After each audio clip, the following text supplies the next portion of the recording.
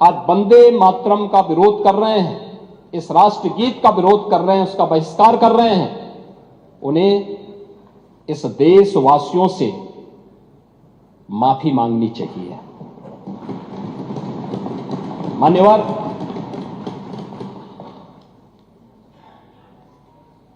वंदे मातरम की जब हम बात करते हैं तो वास्तव में यह हम सबके लिए कैसे अंतःकरण से हर भारतीय को एक नई दिशा देता है, यह भाव हमारी भावनाओं के साथ साथ हमारे कर्तव्यों में भी झलकता हुआ दिखाई देता है। हम लोग इस बात को मानते हैं कि वंदे मातरम का अर्थ केवल मातृभूमि को प्रणाम करना नहीं, बल्कि यह वचन देना है कि हम उसकी रक्षा करेंगे, उसे समृद्ध और गौरवान्वित बनवाएंगे। महोदय, जब कोई किसान अपनी भूमि को उपजाऊ बनाता है, जब सैनिक सीमाओं पे डट करके देश की सीमाओं की रक्षा करता है, जब एक आदर्श शिक्षक अपने छात्र को संस्कारित करता है, और जब भारत का युवा नवाचार से देश का नाम रोशन करता है, तब वंदे मातरम अपनी सार्थक रूप से जीवित दिखाई देता है। आज की युवा पीढ़ी इस गीत के मूल भाव को अपने जीवन का हिस्सा बनाए, इस दृष्टि से यह आवश्यक है कि सदन इस पर चर्चा करें। इन 150 वर्षों में दमन से मुक्ति तक, गुलामी से गरिमा तक, विभाजन से विकास तक भारत ने एक लंबी यात्रा तय की है। आज समय है गलती सुधारने का, तुष्टीकरण की भूलों से सीखने का, वंदे मातरम की गरिमा को पुनर्स्थापित करने का। और मैं पूरे सदन से इसके बारे में अपील करूंगा, और मैं तो अध्यक्ष जी आपसे भी इस बारे में अनुरोध करूंगा कि वास्तव में जिस अमर कीर्ति का यह महत्वपूर्ण गीत है बंकिम चंद्र चट्टोपाध्याय का आनंद मठ उपन्यास का, उस आनंद मठ उपन्यास को इसमें से हर सदन के सदस्य को जरूर एक बार देखना चाहिए, उसका अध्ययन करना चाहिए। कैसे आनंद मठ उपन्यास के माध्यम से उस समय की बंगाल की त्रासदी के बारे में, अत्याचार के बारे में, शोषण के बारे में, और फिर राष्ट्र भाव को जगाने के एक नए मंत्र के रूप में इस गीत ने भारत के अंदर एक नई चेतना का संचार करने में सफलता प्राप्त की थी। कैसे आनंद मठ का सन्यासी भारत की सुप्त चेतना को अत्याचार के खिलाफ, शोषण के खिलाफ जागरण करने में आगे काम कर रहा है, और आनंद मठ से जुड़ी हुई उपन्यास की प्रतियां सभी मान्य सदस्यों को एक बार प्राप्त हो और वे एक बार देखेंगे तो उनको लगेगा कि वास्तव में यह हर भारतीय का भाव है, जिसे वंदे मातरम के माध्यम से बंकिम चंद्र चट्टोपाध्याय ने अपने इस गीत के माध्यम से इस देश को देने और आने वाली पीढ़ी को एक नई प्रेरणा प्रदान की है। और मेरा इस पूरे सदन से अनुरोध है कि वंदे मातरम के 150 वर्ष पूर्ण होने के उपलक्ष्य में हम संकल्प लें कि वंदे मातरम केवल अतीत की स्मृति न रहे, बल्कि हम सब के लिए भविष्य का भी एक संकल्प बने, जो संकल्प एक नए भारत का है, श्रेष्ठ भारत का है, आत्मनिर्भर और विकसित भारत का है। इस संकल्प के साथ हम सब सहभागी बने। इस विश्वास के साथ आपने 150 वर्ष पूर्ण होने के उपलक्ष्य में राष्ट्रगीत पर इस विशेष चर्चा को आज यहां पर स्वीकार किया है। मैं इसके लिए एक बार फिर से अध्यक्ष जी आपका और पूरे माननीय सदन का हृदय से धन्यवाद करता हूं और विश्वास करता हूं कि उस संकल्प के साथ हम सब जुड़ करके अपने क्रांतिकारियों, उन महापुरुषों के संकल्पों को आगे बढ़ाने का काम करें। वंदे मातरम की जब हम बात करते हैं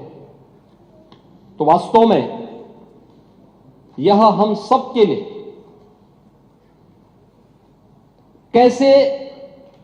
अंतःकरण से हर भारतीय को एक नई दिशा देता है। यह भाव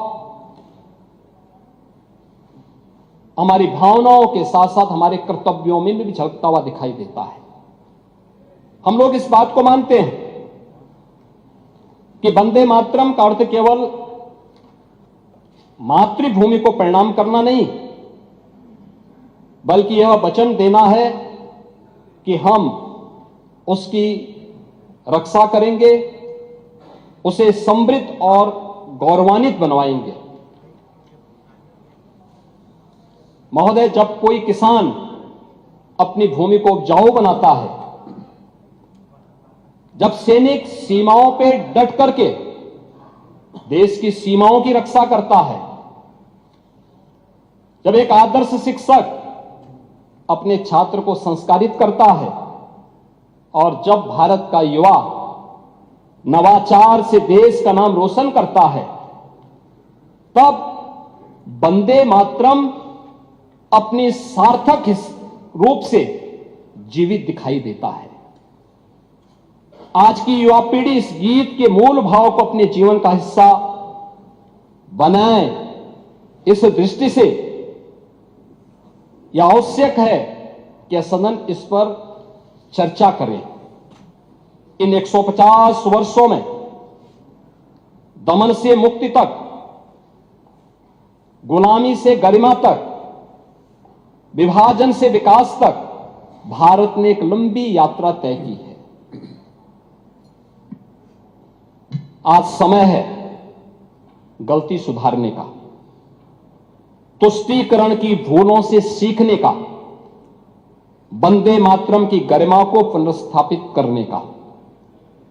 और मैं पूरे सदन से इसके बारे में अपील करूंगा। और मैं तो अध्यक्ष जी आपसे भी इस बारे में अनुरोध करूंगा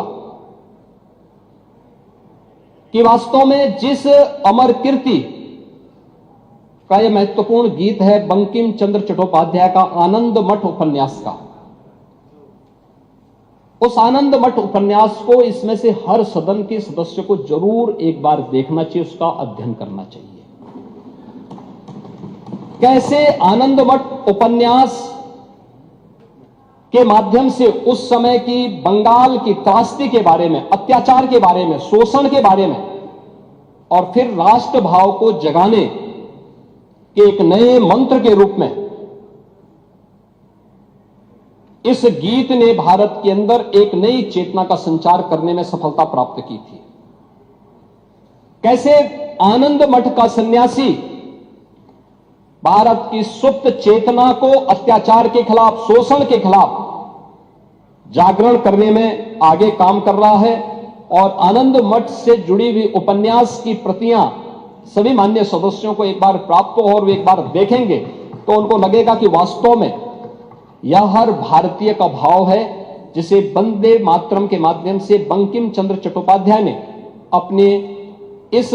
गीत के माध्यम से इस देश को देने और आने वाली पीढ़ी को एक नई प्रेरणा प्रदान की है। और मेरा इस पूरे सदन से अनुरोध है कि वंदे मातरम के 150 वर्ष पूर्ण होने के उपलक्ष्य में हम संकल्प लें कि वंदे मातरम केवल अतीत की स्मृति न रहे, बल्कि हम सब के लिए भविष्य का भी एक संकल्प बने, जो संकल्प एक नए भारत का है, श्रेष्ठ भारत का है, आत्मनिर्भर और विकसित भारत का है। इस संकल्प के साथ हम सब सहभागी बने। इस विश्वास के साथ आपने 150 वर्ष पूर्ण होने के उपलक्ष्य में राष्ट्रगीत पर इस विशेष चर्चा को आज यहां पर स्वीकार किया है। मैं इसके लिए एक बार फिर से अध्यक्ष जी आपका और पूरे माननीय सदन का हृदय से धन्यवाद करता हूं और विश्वास करता हूं कि उस संकल्प के साथ हम सब जुड़ करके अपने क्रांतिकारियों, उन महापुरुषों के संकल्पों को आगे बढ़ाने का काम